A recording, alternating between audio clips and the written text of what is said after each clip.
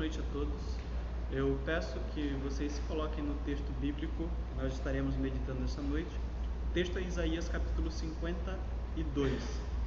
Nós estaremos fazendo a leitura do capítulo 52, uma parte final, e estaremos lendo também o capítulo 53. Peço que de fato vocês se coloquem no texto bíblico para que nós possamos acompanhar, porque a gente vai fazer a exposição do texto como um todo, e aí nós precisamos que vocês estejam acompanhando conosco os versículos para que possam entender. Só um momentinho, o culto é ao vivo, nós estamos tendo um pequeno probleminha aqui, aí eu peço que vocês só se coloquem no texto bíblico, por favor, aí, enquanto a gente só arruma as coisas por aqui.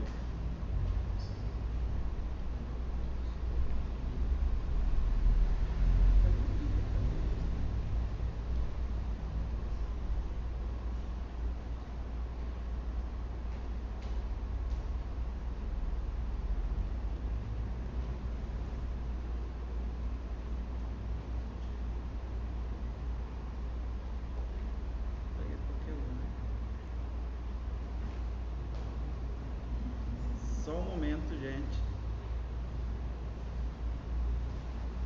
Nós estamos com uma pequena dificuldade aqui com as nossas máquinas e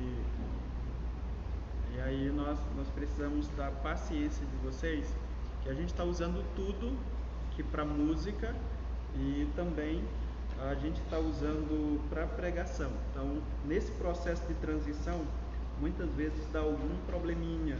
Então, a gente conta com a compreensão de todos aí, para que nós possamos chegar ao final todos bem.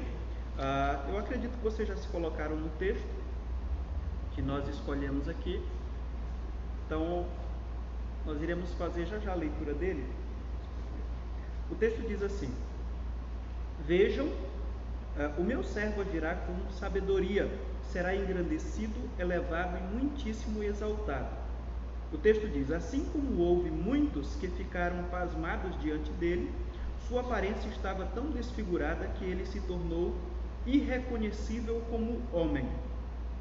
Não parecia um ser humano. De igual modo, ele aspergirá muitas nações e reis calarão a boca por causa dele, pois aquilo que não lhes foi dito verão, e o que não ouviram compreenderão. O texto prossegue e diz: Quem creu em nossa mensagem? E a quem foi revelado o braço do Senhor? Ele cresceu diante dele como um broto tenro e como uma raiz saída de uma terra seca. Ele não tinha qualquer beleza ou majestade que nos atraísse. Nada havia em sua aparência para que o desejássemos. Foi desprezado e rejeitado pelos homens, um homem de dores e experimentado no sofrimento. Como alguém de quem os homens escondem o rosto, foi desprezado, e nós não o tínhamos em estima. Certamente ele tomou sobre si as nossas enfermidades, e sobre si levou as nossas doenças. Contudo, nós o consideramos castigado por Deus atingido e afligido. Mas ele foi transpassado por causa das nossas transgressões, foi esmagado por causa de nossas iniquidades. O castigo que nos trouxe a paz estava sobre ele, e pelas suas feridas fomos sarados. Todos nós, tal qual ovelhas, nos desviamos, cada um de nós se voltou para o seu próprio caminho, e o Senhor fez cair sobre ele a iniquidade de todos nós. Ele foi oprimido e afligido, contudo não abriu a sua boca. Como um cordeiro foi levado para o matadouro, e como uma ovelha que diante de seus tosquiadores fica calada, ele não abriu a sua boca. Com julgamento opressivo ele foi levado. E quem pode falar dos seus descendentes? Pois ele foi eliminado da terra dos viventes por causa da transgressão do meu povo. Ele foi golpeado. Foi-lhe dado um túmulo com os ímpios e com os ricos em sua morte, embora não tivesse cometido nenhuma violência, nem houvesse nenhuma mentira em sua boca. Contudo, foi da vontade do Senhor esmagá-lo e fazê-lo sofrer. E embora o Senhor tenha feito da sua vida uma oferta pela culpa, ele verá sua prole e prolongará seus dias, e a vontade do Senhor prosperará em sua mão. Depois do sofrimento de sua alma, ele verá a luz e ficará satisfeito. Pelo seu conhecimento, meu servo justo justificará muitos e levará a iniquidade deles. Por isso, eu lhe darei uma porção entre os grandes, e ele dividirá os despojos com os fortes, porquanto ele derramou sua vida até a morte, e foi contado entre os transgressores, pois ele levou o pecado de muitos e pelos transgressores intercedeu. Então, esse é o nosso texto desta noite, que na verdade nós estaríamos planejando para pregarmos no próximo domingo, já que no próximo domingo nós comemoramos a Páscoa. Só que como provavelmente eu não estarei aqui no próximo domingo, é bem provável que não esteja, a gente resolveu adiantar esse sermão. Mas ele já está sendo pregado dentro do clima de Páscoa. Então considere essa ideia. Nós chegamos a esse momento de Páscoa, e para nós a Páscoa simboliza ter algo de diferente, porque na verdade nós celebramos no domingo a ressurreição do nosso Senhor Jesus Cristo.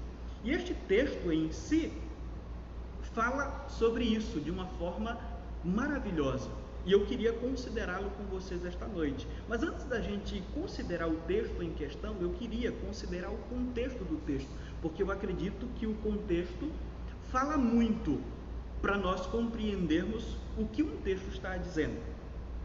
Por exemplo, esse texto aqui, o texto de Isaías 52, do versículo 13 até o versículo 15, e dos capítulo 53 do versículo 1 até o versículo 12, faz parte de uma série de passagens que são intituladas como o cântico, ou os cânticos ou poemas do servo sofredor. Essa ideia foi levantada por um teólogo luterano chamado Lauardus Dom. Esse cara escreveu um comentário bíblico no ano de 1892. Então, ele levantou essa ideia, ele juntou outros textos que falam sobre uma ideia semelhante sobre um servo, chamado servo sofredor. Ele descobriu que são 4 poemas que foram escritos aí sobre o servo sofredor, o servo de Yahweh, ou o servo do Senhor, que é um ponto que vocês precisam considerar. O que nós temos dentro desse contexto? Nós temos Deus Pai dando autoridade ao servo para que ele lidere as nações, mas ele é terrivelmente perseguido. É isso que nós podemos destacar nessas passagens que já eu vou citar para vocês aqui, dizer quais são. Então, esse servo que é perseguido, se sacrifica e aceita a punição que seria de outras pessoas, que não seria dele. Ele aceita a punição de outras pessoas, mas no final ele é recompensado. Alguns estudiosos consideram o Isaías capítulo 61, do versículo 1 até o versículo 3, como sendo o 5º cântico do servo. Embora a palavra servo não apareça no texto, eles acreditam que pode ser uma 5ª possibilidade.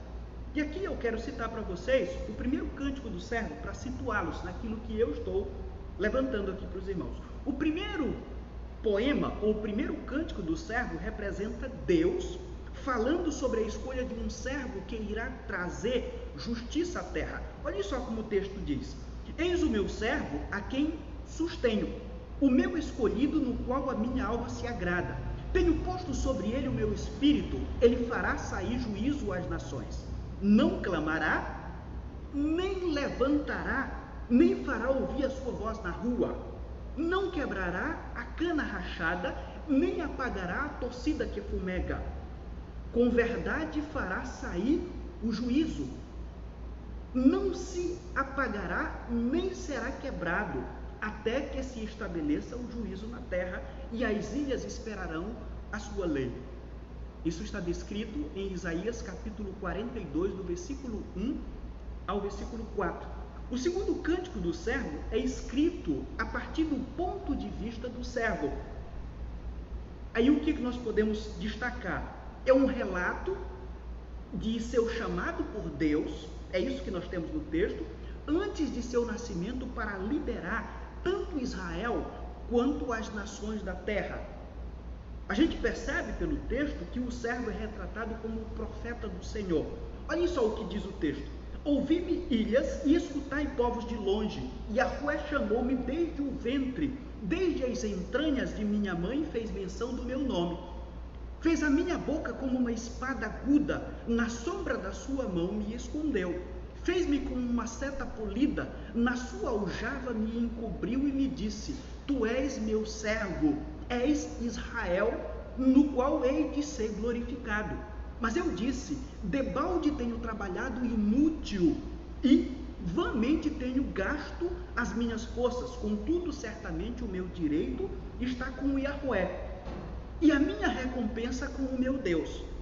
Agora diz Yahvé, que me formou desde o ventre para ser seu servo, para de novo trazer Jacó a ele, e para se reunir Israel a ele, pois sou glorificado aos olhos de Yahvé, e o meu Deus se faz a minha fortaleza. Sim, diz ele, pouco é que sejas o meu servo, para suscitares as tribos de Jacó e restaurares as que de Israel têm sido preservados. Também te porei para a luz dos gentios, a fim de seres a minha salvação até os confins da terra. Isso está registrado em Isaías capítulo 49, do versículo 1 até o versículo 6, que também faz parte desse mesmo contexto, desse texto principal que nós acabamos de ler. O terceiro cântico do servo tem um tom mais sombrio, ainda que mais confiante do que os demais. Mesmo que a descrição esteja na primeira pessoa de como o servo foi maltratado, aqui ele é descrito tanto como um mestre quanto como um aluno que segue o seu caminho, o caminho que Deus lhe colocou. É simplesmente isso. O texto diz assim: o Senhor Yahvé deu-me a língua dos que são instruídos, para que eu saiba sustentar com palavras o que está cansado. Então, a visão de mestre: desperta-me de manhã em manhã, desperta-me o ouvido para que eu ouça, como os que são instruídos. Agora ele aparece como esse aluno. O Senhor Yahvé abriu-me o ouvido, e eu não fui rebelde e nem me retirei para trás. Dei as minhas costas aos que me feriram, e as minhas faces aos que arrancavam os cabelos da minha barba. O meu rosto não o escondi de opróbrios. Ele prossegue e diz: e de escarros o Senhor Yahvé, porém, me ajudará, pelo que não me sinto confundido, e por este motivo pus o meu rosto como uma pederneira, e sei que não serei envergonhado. Perto está aquele que me justifica. Quem contenderá comigo? Ele pergunta. Apresentemo-nos juntos. Quem é o meu adversário? Chegue-se para mim, eis que o Senhor, ou eis que é o Yahvé, me ajudará. Quem há que me condene? Eis que todos eles envelhecerão como um vestido, a traça comerá. Isso está em Isaías capítulo 50, do versículo 4 ao versículo 9. O quarto cântico do servo, que é levantado por Lauardum, é justamente o texto que está diante de nós, que nós iremos fazer a nossa meditação hoje. O quarto cântico do servo é o nosso texto, que começa de Isaías capítulo 52, do versículo 13, e segue até Isaías 53, do versículo 1 até o versículo 12. Os cristãos tradicionalmente veem esse texto aqui, ou o servo que aparece nesse texto, como sendo Jesus Cristo. Mas de acordo com Dunn, o servo seria um indivíduo desconhecido, essa seria a sua ideia, e o autor dos cânticos seria o seu discípulo. A interpretação judaica sobre esse texto aqui, ou judaica tradicional, é de que o servo é uma metáfora para o povo judeu. Uma opinião que atualmente é compartilhada por muitas pessoas, por muitos estudiosos contemporâneos. Mas o que eu quero dizer para vocês é que nem sempre foi dessa forma. Nem sempre os judeus viram esse texto como descrevendo ou fazendo alusão ao próprio povo judeu. No primeiro milênio, os judeus acreditavam que o servo sofredor era o Messias.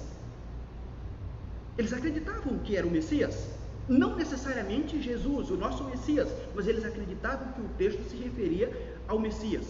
Vários rabinos se posicionaram em favor dessa ideia no primeiro século, conforme eu já falei para vocês. Agora, mais recente, alguns rabinos entenderam que esta passagem não significava apenas que era ao Messias judeu, mas ao Messias esperado pelo povo judeu no sentido do Jesus que nós acreditamos, que é o Messias. E eu queria citar para vocês aqui alguns desses rabinos que defendiam que o Messias de Isaías 52 e 53 não é apenas o Messias como Jesus de Nazaré, aquele que nós acreditamos que morreu na cruz do Calvário por nós. Eu queria destacar para vocês um rabino chamado Ignaz Lancaster. Eu quero citar apenas o tempo que ele morreu em 1908. Esse rabino era um rabino ortodoxo, húngaro, que inclusive deixou de ser rabino porque passou a acreditar que esse texto se referia a Jesus, o nosso Messias. Outro rabino que comungava dessa ideia faleceu em 1979, que era um rabino chamado Daniel Zion. Ele foi um rabino-chefe da Bulgária, que inclusive salvou a sua comunidade do nazismo e levou as pessoas para Israel. Então esse rabino defendia, ou passou a defender, através de um estudo do texto, que esse texto não apenas se referia ao Messias, mas ao nosso Messias, ao nosso Jesus que morreu na cruz do Calvário por nós. Outro rabino que eu queria destacar para vocês aqui é o rabino Israel Zolli, que morreu em 1956, que era o rabino-chefe de Roma. Ele também passou a acreditar que esse texto se referia ao nosso Jesus. Outro rabino, chamado Tilis Zlotowski, era de uma família tradicional de rabinos, que também passou a acreditar que esse texto se referia a Jesus, ao nosso Jesus.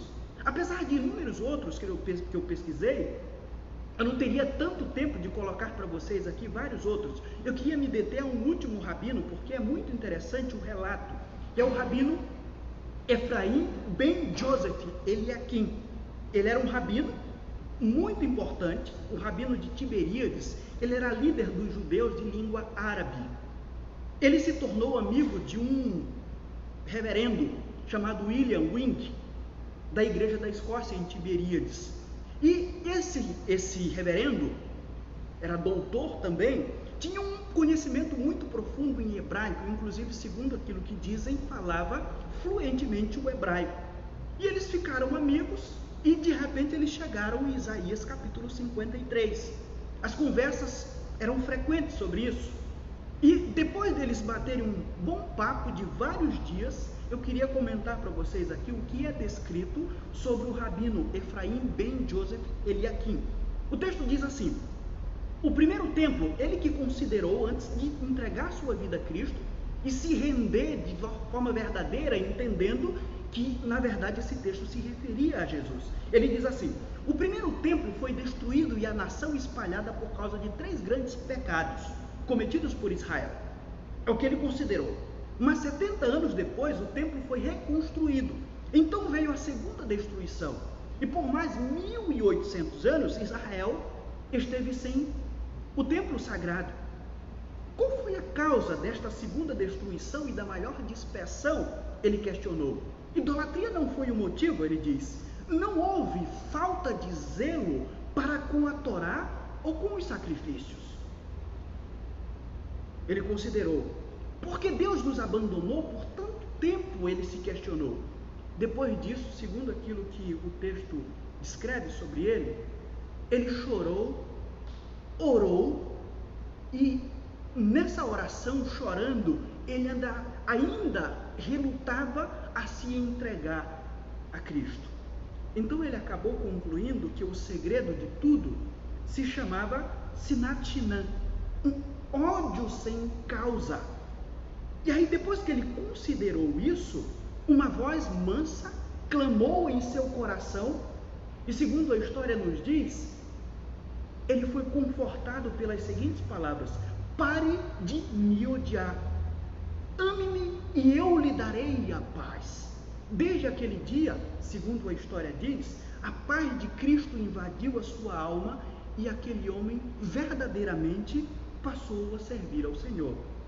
Essa é uma história maravilhosa que aconteceu com vários outros rabinos que chegaram à conclusão de que esse texto se referia ao Messias, e não apenas ao Messias, mas ao nosso Messias.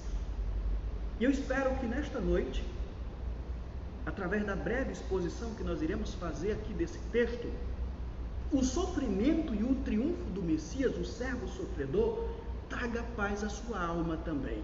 Eu queria fazer algumas considerações sobre esse texto, a partir do verso 13, do capítulo 52. Então, acompanhe comigo, do versículo 13 ao versículo 15, o primeiro destaque que esse texto faz é que o servo sofredor, o servo de Deus, o servo de Yahvé, traz-nos a sua vitória sendo conquistada através de sua dor. A sua vitória é conquistada através de sua dor. Diferente de tudo aquilo que nós estamos acostumados a ver por aí. Jesus foi o único rei que venceu uma guerra com sua própria morte. Provavelmente você nunca viu isso em outro lugar. Quando o rei morre, a batalha acabou, e o rei que morreu é justamente do exército vencido. Durante a história é isso que acontece, e aquele povo vai se tornar escravo.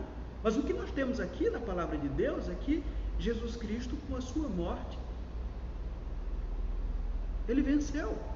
A sua morte foi conquistada através de sua dor. Estes versículos introdutórios narram a vitória do servo por meio de sua humilhação. E ele é representado aqui no texto bíblico como prudente, que vai retratar a sua inteligência como fator determinante para conseguir os seus objetivos. Isso está no versículo 13, que você pode acompanhar na sua Bíblia. As palavras será engrandecido, elevado e muitíssimo exaltado são explicativas e demonstram que ele seria exaltado acima de todos os homens, chegando à altura do próprio Deus. De acordo com o contexto amplo do texto, a gente vai perceber que o texto se refere ao próprio Deus, porque no capítulo 6, versículo 1 de Isaías, as mesmas palavras são usadas para se referir ao próprio Yahvé, a Deus Pai. No versículo 14, Isaías fala como se tivesse um vislumbre do servo padecendo terrivelmente na mão dos soldados romanos. Você acompanha no texto, o texto vai dizer isso, e Mateus vai confirmar essa mesma ideia quando Mateus diz, no capítulo 27, versículo 28 ao versículo 30, o seguinte: tiraram-lhe as vestes e puseram nele um manto vermelho, fizeram uma coroa de espinho e a colocaram em sua cabeça. Mateus prossegue e diz: puseram uma vara em sua mão direita e ajoelhando-se diante deles zombavam. E eles diziam assim: salve, rei dos judeus! Cuspiram nele e tiraram-lhe a vara, batiam-lhe com ela na cabeça. Depois de terem zombado dele, tiraram-lhe o manto e vestiram-lhe suas próprias roupas. Então o levaram para ser crucificado. É isso que Mateus diz, fazendo uma alusão àquilo que esse texto diz como sendo cumprido na pessoa de Jesus Cristo. Apesar de sua humilhação ser assombrosa, como esse texto coloca, e o próprio cumprimento que está nos evangelhos, a sua exaltação, o texto diz, seria imensa. Talvez na sua Bíblia esteja a palavra admiração, ao invés de aspersão. Algumas Bíblias trazem as duas palavras, admiração e aspersão. Mas a ideia do texto em hebraico aqui é que a palavra mais aplicável é aspersão. É mais provável que de fato seja ela. Aspersão faz alusão à concessão de purificação espiritual que as nações teriam ao serem evangelizadas, ao serem alcançadas pelo sofrimento de Cristo. Ele conclui o versículo 15 falando do estrondoso resultado da obra vicária de Cristo. Os reis da terra simplesmente ficarão sem palavras diante daquilo que Cristo fez, ou que Cristo faria, conforme o texto fazia alusão naquela época para o futuro. O segundo destaque que nós fazemos nesse texto está do versículo 1 até o versículo 3, vai nos mostrar que a sua vitória foi conquistada através de sua rejeição. Totalmente diferente dos padrões normais do mundo. Então Isaías inicia esta parte com duas perguntas extremamente profundas. Ele pergunta assim: quem creu no que ouviu de nós? Em algumas Bíblias diz: quem creu em nossa pregação? Ele faz uma segunda pergunta, um segundo questionamento e diz: e a quem foi revelada a intervenção especial do Senhor? No versículo 1, logo em seguida ele apresenta o servo. Ele faz duas colocações. Ele diz: ele cresceu como uma criancinha aos seios de sua mãe. É provável que na sua Bíblia não esteja dessa forma, mas eu estou colocando aqui como o texto literalmente está querendo dizer, o que o texto está dizendo. E ele prossegue e diz: como um toco que nasce de um galho. Além disso, ele diz, ele não possuía formosura ou radar. É provável que essa palavra formosura esteja se referindo não à beleza de Jesus, mas ao fato de que ele não nasceu com a majestade ou esplendor de um rei. Isso faria com que o servo não tivesse nada que atraísse o mundo a ele. Isaías inclui ele próprio quando ele diz que Israel, e ele se refere a nós, incluindo a sua própria pessoa, como sendo aquele homem pecador que não teria sua atenção atraída a um rei dessa forma. Isso nós consideramos o versículo 2. Por ter um aspecto extremamente humilde, o servo não encontraria entre os judeus ou entre os nobres judeus uma aceitação. Em vez disso, o texto bíblico vai dizer que ele enfrentaria terríveis sofrimentos. Era como se escondessem o rosto dele. É isso que o texto diz. Eles preferiram rejeitá-lo do que escolher ou de que acolher a sua mensagem. O próprio Jesus disse isso quando ele falou assim: este é o julgamento. A luz veio ao mundo, mas os homens amaram as trevas, não a luz, porque as suas obras eram más. Jesus Cristo falou isso em João capítulo 3, versículo 19, para aquelas pessoas que não o aceitavam ou não queriam saber da sua mensagem como rei, como verdadeiro rei de Israel. Eu queria dizer para vocês esta noite que ainda hoje, de forma persistente, os homens evitam a todo custo o olhar de Jesus. E a razão é porque Jesus Cristo desaprova as suas obras malignas. Então, exatamente por isso, elas o tempo todo, ou o mundo o tempo todo, não quer saber de Cristo. Isaías prossegue e faz outra declaração que nós consideramos do versículo 4 até o versículo 6. Ele vai dizer que a vitória do servo, ou a sua vitória, foi conquistada através de seu sacrifício substituto. É esse fato que ele destaca. Em Gênesis capítulo 1, Moisés narra todos os passos da criação, e ao final ele dizia que Deus viu que isso era bom. E Deus viu que era bom. No início, conforme nós temos a Bíblia, tudo aquilo que Deus fez era perfeito. Mas então, entra Gênesis capítulo 3, a queda rapidamente desgraça com tudo aquilo que Deus tinha feito de bom, de sorte que até hoje nós sofremos os resultados disso. Além de uma infinidade de problemas sérios, a queda trouxe junto as doenças. Ela trouxe as doenças. Algumas dessas doenças que são incuráveis até hoje vieram por causa do pecado que existe no mundo, do pecado que veio ao mundo.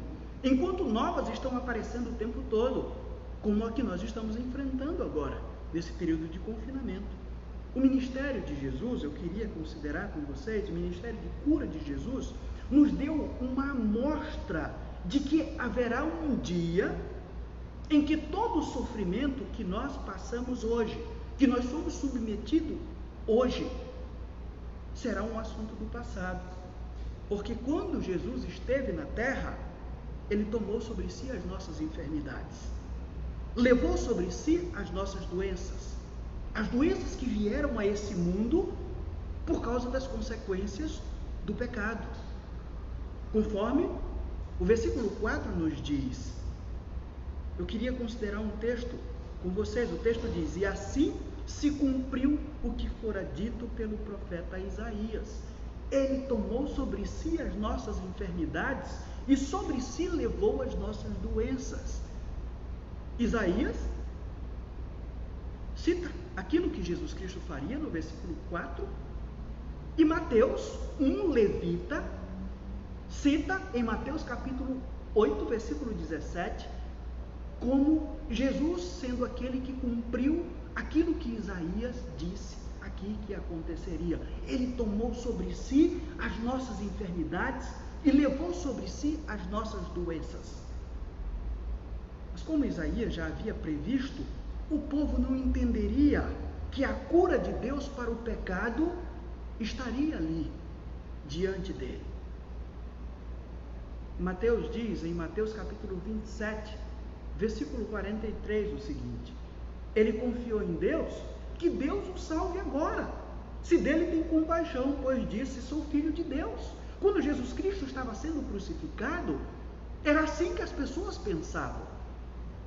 Eles não entenderam que a cura de Deus para o pecado estava ali diante deles. E por isso, nós temos um cumprimento de Isaías capítulo 53, na pessoa do nosso Senhor Jesus Cristo. O versículo 5, mais uma vez, enfatiza que o servo não sofreu por seus próprios pecados, mas pelos nossos pecados. Ele foi transpassado por causa de nossa rebelião contra a soberania de Deus. Por causa de nossas iniquidades, ele foi totalmente esmagado. É isso que o texto diz. Não foi por causa do que ele fez. E eu queria considerar com vocês aqui essas duas palavras que muitas vezes aparecem na Bíblia e que nós achamos que são palavras sinônimas. Pecado significa errar o alvo.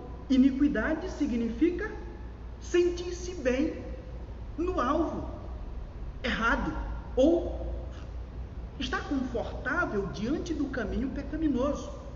São os pecados que não possuem mais em nós um sentimento de culpa. Nós fazemos eles, cometemos eles e estamos lá de boa.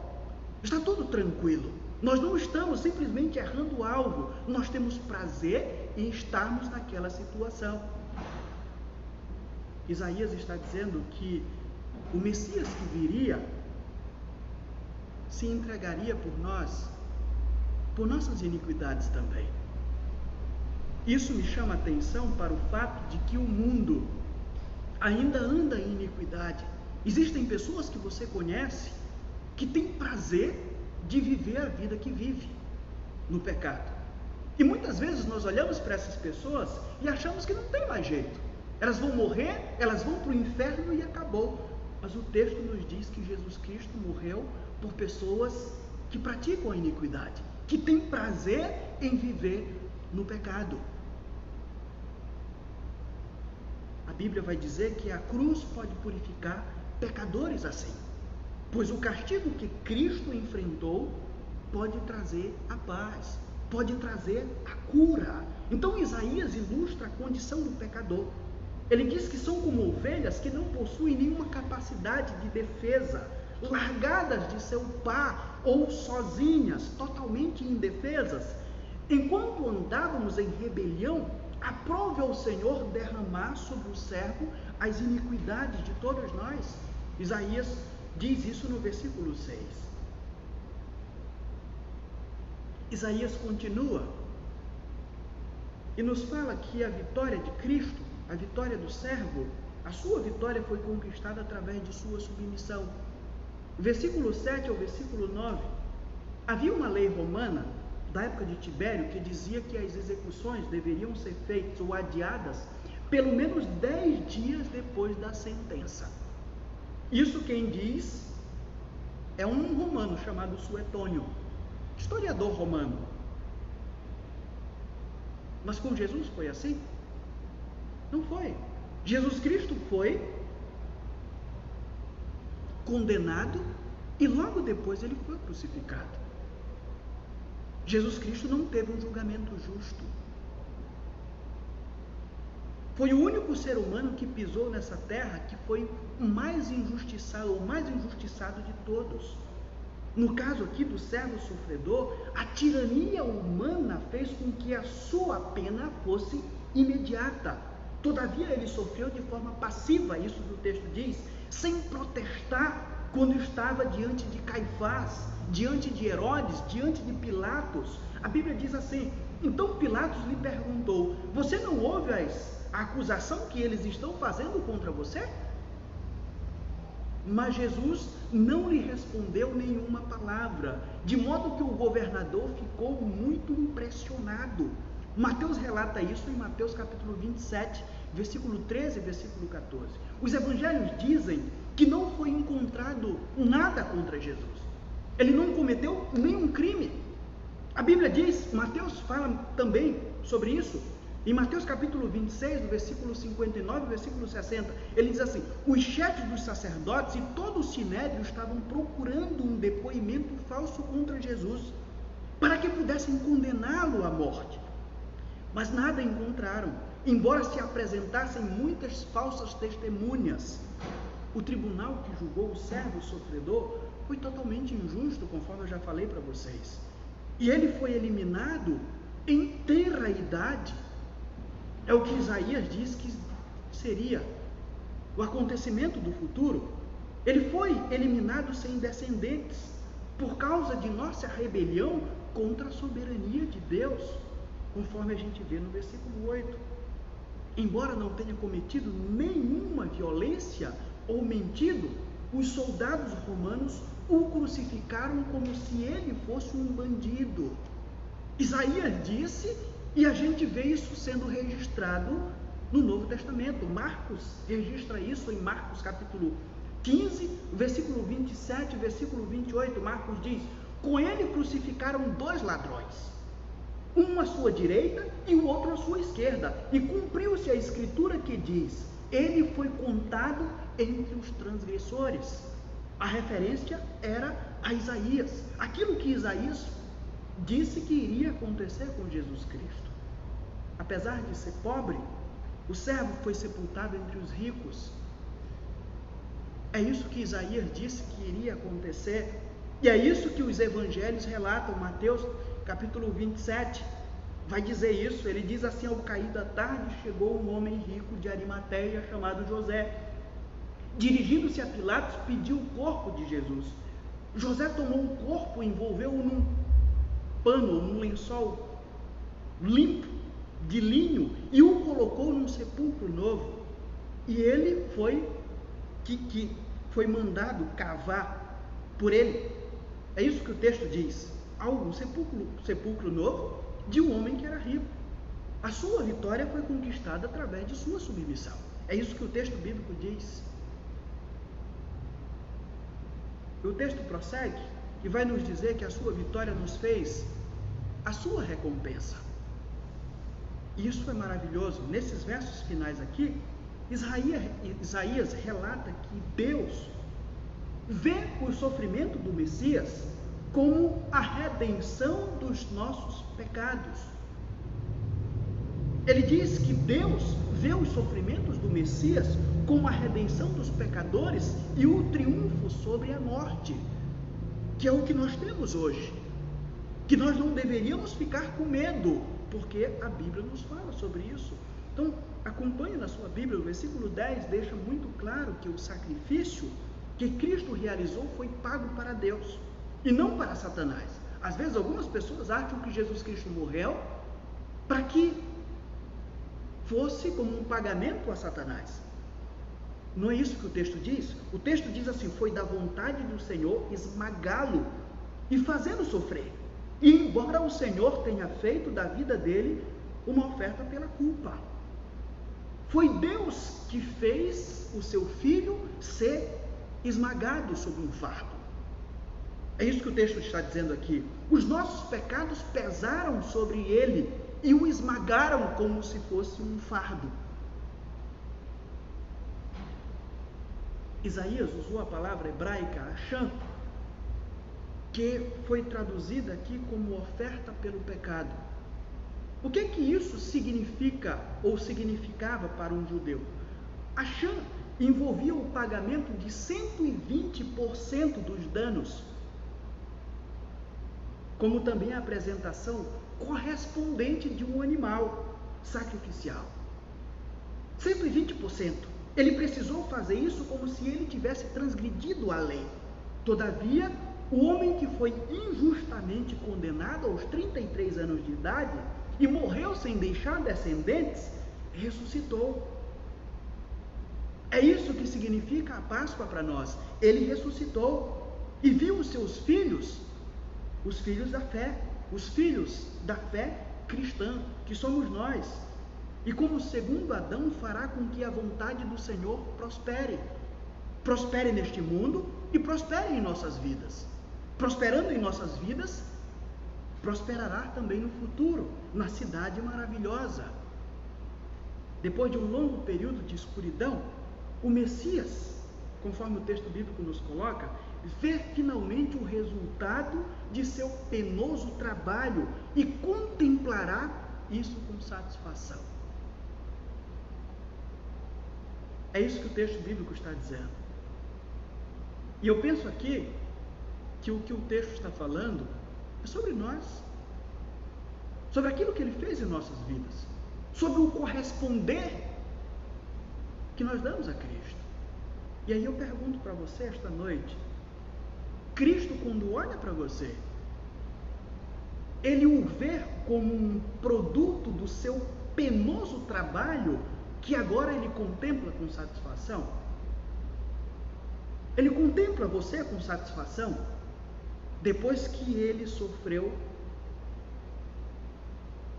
terrível dor, como o texto bíblico nos coloca aqui? Aquele que sofreu a maior injustiça, o texto diz, o julgamento mais injusto que já houve, inocentou muitos, levou até mesmo as nossas iniquidades, o texto diz, os pecados que nos causavam prazer foram removidos por Cristo na cruz do Calvário, quando ele levou sobre si as nossas dores. Neste verso final, Isaías faz uma alusão ao reinado do Messias, ilustra as guerras da antiguidade. Na antiguidade, a recompensa inicial que um rei ganhava em uma batalha eram os despojos. Aqui o texto bíblico diz que nós somos os despojos de Cristo, que ele conquistou com a sua própria vida, após ser condenado ou considerado e julgado como um criminoso, pagando por nossos pecados. É isso que o versículo 12 diz. Então, irmãos, em tantas palavras, é isso que o texto bíblico coloca diante de nós. Está exposto diante dos irmãos o sofrimento e o triunfo do Messias, o servo sofredor. E essa é justamente a razão de nós estarmos aqui. É a razão de você se alegrar hoje e de acreditar que as suas mãos estão na mão do Senhor. Que a sua vida, ou que as nossas vidas estão nas mãos do Senhor. Por isso é que nós precisamos meditar cada dia na palavra do Senhor, porque ela nos oferece o tempo todo as respostas que nós precisamos. E uma resposta para nós nesse momento é simplesmente essa, que nós acabamos de expor. O sofrimento e o triunfo do Messias, o servo sofredor, significa muita coisa para nós. Significa muita coisa para nós e vai continuar significando. A sua vitória foi conquistada através de sua dor, tem um significado tremendo para nós. A sua vitória foi conquistada através de sua rejeição, isso tem um significado para nós. A sua vitória foi conquistada através de seu sacrifício substituto, isso tem um significado para nós. A sua vitória foi conquistada através de sua submissão, significa muito para nós. A sua vitória nos fez a sua recompensa. A sua vitória nos fez a sua recompensa. Isso significa dizer que ninguém mais, nem a morte, nem ninguém, nem Satanás, nem nada tem poder sobre a minha vida. Eu preciso descansar nesse fato esta noite e durante essa semana e todos os dias de minha vida. Peço que o Senhor abençoe a vida de cada um de vocês e que os faça descansar nesse texto, para que o nome do Senhor seja glorificado. Neste momento eu quero pedir a você que está na sua casa, que ore ao Senhor conosco, que baixe a sua cabeça e ore ao Senhor, colocando isso, essa confiança nele. Senhor nosso Deus e Pai, nós glorificamos e exaltamos o Teu santo nome por tua bondade, que se manifesta de forma grandiosa em nossas vidas, em todos os momentos. Nós glorificamos e exaltamos o teu santo nome, porque a tua palavra se cumpre no momento que o Senhor já determinou que ela deveria se cumprir na história. No tempo de Isaías, a tua palavra disse aquilo que iria acontecer no primeiro século e aconteceu. E a tua palavra tem se cumprido o tempo todo. E nós precisamos a cada dia estudarmos ela de forma profunda para que possamos acompanhar tudo aquilo que tem acontecido nesse mundo em paz. Porque aquilo que existe na tua palavra é um recado para a tua igreja, para que ela continue te servindo com sinceridade, com calma e tranquilidade, para que ela não se desespere diante dos momentos de tristeza, de incertezas, de medo, que muitas vezes o mundo enfrenta. Que a cada dia a tua palavra conforte os nossos corações e que possamos viver para o louvor da tua glória. É o que eu te peço, em nome de Jesus eu te agradeço, amém. Que o Senhor abençoe a vida de todos. Nós agradecemos a presença de todos e tenham todos uma boa noite.